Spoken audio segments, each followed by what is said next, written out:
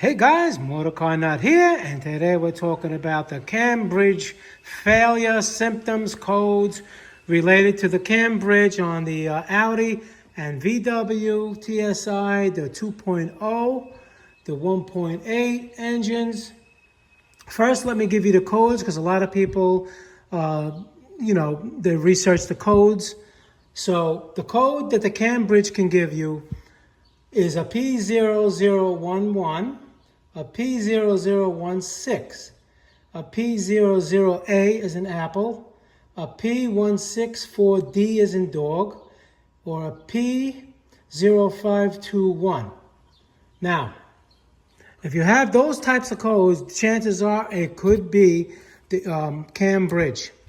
Now, obviously the valve cover's off, cam cover's off. There's going to be a plastic cover here. You're going to have a solenoid with 2 wires, all right? And you're going to have that oil control solenoid. You take that solenoid off the plastic cover. You take the bolts out. You're going to have to take the mount off to get to the bottom bolts. You're going to take it off, and it's going to look something like this. You're going to need a special kit. I'll put this in the link that has, you see over here, this is your oil control valve. I have a video. I'm going to put that video in the link because some of the codes, they mix with each other. They correlate with each other. So it'll help you, your diagnostics. And you're going to look for a tool like this.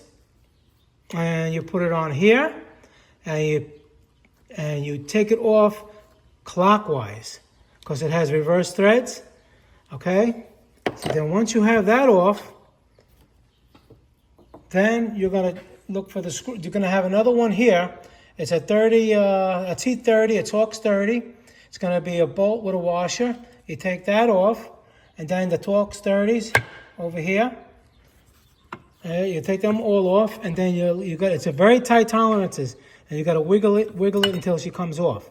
So now what we're looking for is on this side, right over here, is a check ball. And a spring in there. So now, and you see, there's supposed to be a screen here. Now what happens is, this screen over time breaks off, goes inside the oil channels, messes up with the oil control valve, okay, that it can prematurely blow this out, cause all kinds of code problems, even more than the ones I gave you, all right, and it can dislodge somewhere. It can go anywhere. I've seen them sometimes travel all the way back to this area over here where the vacuum pump is. So you get some compressed air if you want. You can blow it out, hopefully, if you have the back off. If not, well, let's do one thing at a time. And another thing that will give you, like the oil pressure light will come on at idle, or the car will run rough, or it just won't start, is this whole little area that has the ball, the spring in the back, and the screen is a whole little piece that is pressed in.